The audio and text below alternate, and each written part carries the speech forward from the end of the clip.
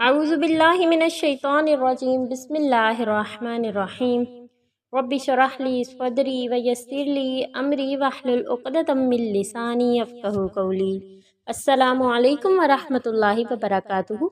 मुअज़्ज़िज़ सामियात, मेरी प्यारी बहनों, आज मैं जो ख़ास वजीफ़ा लेकर आपकी खिदमत में हाज़िर हुई हूँ, ये आज यानी कि शब बरात के बहुत ही ख़ास वजीफ़ा है।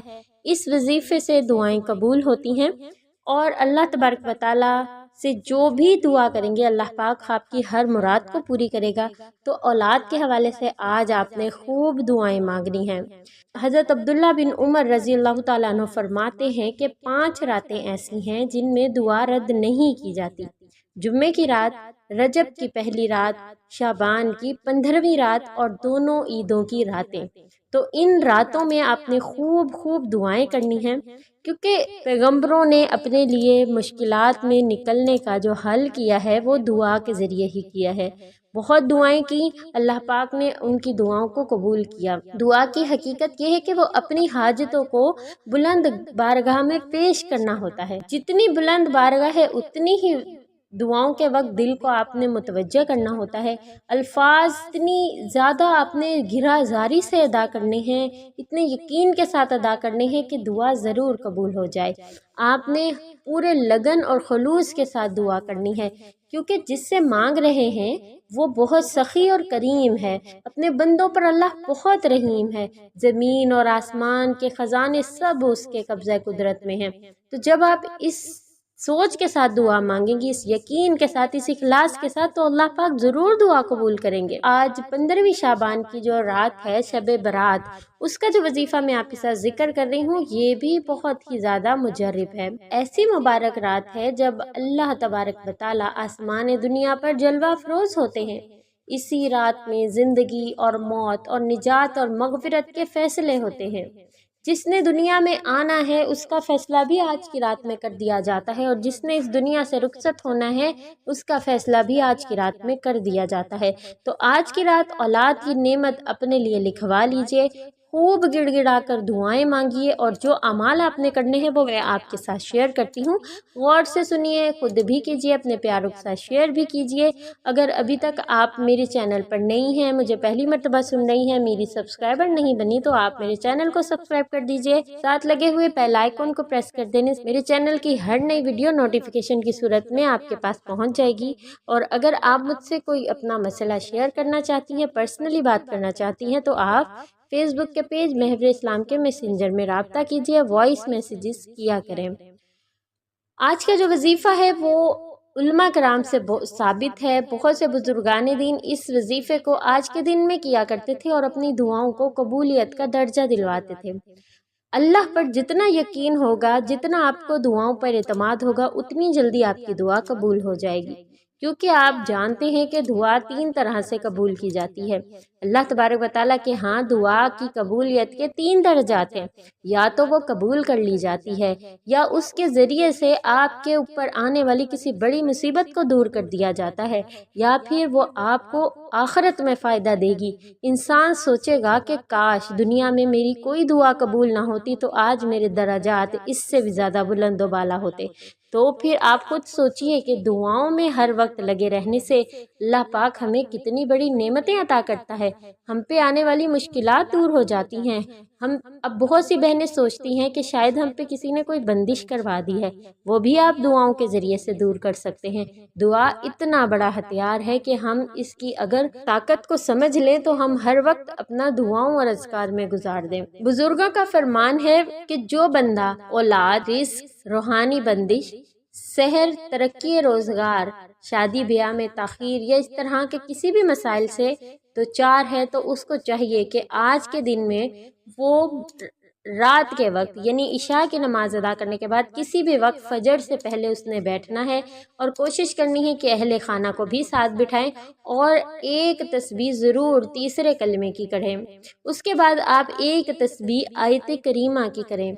इसके बाद आप बुलंद आवाज़ में सूरतुल फातिहा पढ़ें। और अगर आप बुलंद आवाज़ में नहीं पढ़ना चाह रहे तो सब जितने मेंबरान बैठे हैं, घर के जितने अफराद बैठे हैं, या फिर अगर आप अकेले भी हैं तो आपने सूरतुल फातिहा को पढ़ना है اور پھر آپ نے اس کے بعد سورۃ الملک کی تلاوت کرنی ہے، اور پھر سورہ یاسین کی تلاوت کرنے کے بعد آپ نے سجدے میں جانا ہے اور گڑ گڑا کر اللہ تبارک و تعالیٰ سے دعا کرنی ہے۔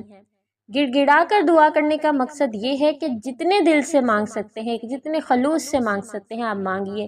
اس وقت آپ کا جو ماتھا ہے، پروردگار ایسا بادشاہ جو تمام جہانوں کا پروردگار ہے، ایسا اللہ کہ جس کے فیصلوں کے آگے کوئی بھی کچھ نہیں کر سکتا۔ اگر وہ آپ کو عطا کر دے تو کوئی آپ سے چھین نہیں سکتا، وہ آپ کے لیے فیصلہ کر دے کہ آپ کو نہیں دینا تو پھر کوئی آپ کو دلوا نہیں سکتا۔ اتنا زبردست حکمت والا ہے کہ وہ جانتا ہے کہ آپ کے اگر ابھی تک اولاد نہیں ہے، یا آپ کو ابھی تک اگر کوئی نعمت یا آسائش نہیں دی گئی تو اس کے پیچھے اس کی کیا مصلحت ہے، آپ کے لیے اس میں کیا راز پوشیدہ ہے۔ تو ان رازوں کو سمجھیے، ان رازوں کو جانیے، اور سجدے میں جا کر خوب پہلے اللہ کی تعریفیں کیجیے۔ وہ تمام نعمتیں جو اس نے آپ کو عطا کی ہیں، ہمیں عطا کی ہیں، ان نعمتوں کا تذکرہ کیجیے۔ یہ 2 ہاتھ دیے ہیں، 2 پاؤں دیے ہیں، آنکھیں دی ہیں، کان دیے ہیں، سمجھ دی ہے، عقل دی ہے، اور سونگھنے اور سمجھنے کی طاقت دی ہے، دل دیا ہے، اور کسی بھی دوسری ایسی بیماریوں سے جن میں دوسرے لوگ مبتلا ہو کر اپنی زندگی کی تمام خوشیاں جو ہیں وہ کھو دیتے ہیں، اللہ نے ہم سے وہ دور رکھی ہیں، وہ تمام مصیبتیں دور رکھی ہیں، اور ہمیں وہ تمام خوشیاں عطا کی ہیں جس سے ہم اپنی زندگی سے لطف اندوز ہو سکتے ہیں۔ ان تمام چیزوں کی تعریفیں کیجیے، اپنے پروردگار سے اپنے اوپر کی جانے والی رحمتوں کا شکر ادا کیجیے۔ اللہ تعالیٰ فرماتے ہیں لَإِن شَكَرْتُمْ لَأَزِيدَنَّكُمْ، میں تمہیں اور ادا کروں گا اگر تم میرا شکر ادا کر لو۔ تو انشاءاللہ آپ نے شکر کے ذریعے سے اللہ کی نعمتوں کو بڑھانا ہے۔ سجدے میں جا کر آپ نے پھر اللہ سے کہنا ہے کہ اے پروردگار، تیرے سوا میرا کوئی نہیں ہے، میں صرف تجھ سے مانگوں گا تو تو دے گا۔ اللہ نے قرآن مجید میں ارشاد فرمایا ہے کہ میں جس کو چاہتا ہوں اولاد کی نعمت دے دیتا ہوں، جس کو چاہتا ہوں بیٹے دیتا ہوں، جس کو چاہتا ہوں بیٹیاں دیتا ہوں، جس کو چاہتا ہوں بیٹے اور بیٹیاں دونوں دیتا ہوں، اور جس کو چاہتا ہوں میں اولاد نہیں دیتا۔ اللہ ہی اگر چاہے تو ہمیں اولاد کی نعمت دیتے ہیں، تو آپ نے اللہ سے مانگنا ہے، کیونکہ دعا تقدیر کو بدل دیتی ہے۔ اتنی بڑی طاقت ہے کہ اگر آپ اس کی طاقت کو سمجھ جائیں تو اپنا ہر وقت دعا اور اذکار میں گزار دیں۔ پھر آپ نے سجدے سے سر اٹھانا ہے، جتنا چاہے لمبا سجدہ کیجیے، جتنا لمبا سجدہ کریں گے اتنی آپ کی کیفیت اللہ کے ساتھ خالص ہوتی رہے گی، اتنی زیادہ خلوص سے آپ کے دل سے دعا نکلے گی، اور وہ اللہ پاک قبول و منظور فرمائیں گے۔ اپنے گناہوں کی معافی کے لیے استغفار کیجیے۔ اب آپ نے کم از کم 300 مرتبہ استغفر اللہ کا ورد کرنا ہے۔ اب کوئی بھی استغفار کر سکتے ہیں، سادہ استغفر اللہ بھی کہہ سکتے ہیں، استغفر اللہ ربی من کل ذنب واتوب الیہ بھی کہہ سکتے ہیں، یا پھر آپ اللہم انت ربی لا الہ الا انت خلقتنی وانا عبدک وانا علی عہدک ووعدک واعوذ بک من شر ما صنعت وابوء لک بنعمتک علی ابوء بذنبی فاغفر لی فانہ لا یغفر الذنوب الا انت۔ اگر آپ یہ استغفار پڑھیں تو آپ 41 مرتبہ ضرور اس کو پڑھیں۔ اس کے بعد آپ ہاتھوں کو اٹھائیے اور اللہ سے مانگنا شروع کر دیجئے۔ جو مانگیں گے اللہ آپ کی جھولی میں ڈالیں گے انشاءاللہ۔ جہاں آپ نے اپنے لیے دعا کرنی ہے، اپنے پیارے بہن بھائیوں کو، تمام لوگوں کو جو اولاد کی نعمت سے محروم ہیں ان کو بھی یاد رکھنا ہے، جو کسی بھی قسم کی پریشانی میں مبتلا ہیں ان کو بھی یاد رکھنا ہے، تمام بیماروں کو بھی یاد رکھنا ہے، امت مسلمہ کی عافیت کی دعائیں کرنی ہے۔ اللہ تبارک و تعالیٰ آپ کا حامی و ناصر ہو۔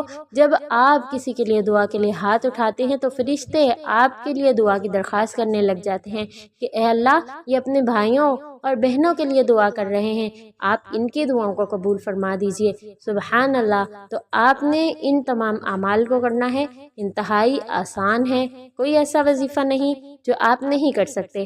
اب وہ بہنیں جو پیریڈ سے ہیں وہ یہ صورتیں کس طرح سے پڑھ سکتے، تو ان کے لیے بہت آسان سی ترکیب ہے کہ زیادہ سے زیادہ وقت استغفار میں گزارے۔ اس کے علاوہ وہ کلمہ بھی پڑھ سکتے ہیں، تیسرا کلمہ، لیکن وہ جب صورتوں کی باری آئے گی تو وہ صورتوں کی تلاوت سن سکتی ہیں۔ خوب توجہ سے سنیے اور آپ اس کے بعد دل اللہ سے دعائیں بھی کر سکتی ہیں، لیکن کوشش کیجئے کہ اپنے ہاتھوں کو پھیلا کر کسی ایسی جگہ پر بیٹھیے جہاں آپ کے اور اللہ کے درمیان میں کوئی اور نہ ہو، تاکہ آپ اپنے دل کا حال اچھے طریقے سے کہہ سکیں۔ امید کرتی ہوں آج کا وظیفہ آپ کو سمجھ آ گیا ہے، آپ خود بھی کریں گی، اس کو شیئر لازمی کریں گی تاکہ زیادہ سے زیادہ پیاری بہنیں اور بھائی اس سے فائدہ حاصل کر سکیں اور اولاد کی نعمت مانگ سکیں۔ جس نے بھی اس کو کیا اللہ پاک نے اس کو اولاد کی نعمت ضرور عطا کر دی ہے۔ تو مزید نئی ویڈیوز کے ساتھ آپ کی خدمت میں حاضر ہوں گی۔ السلام علیکم ورحمۃ اللہ وبرکاتہ۔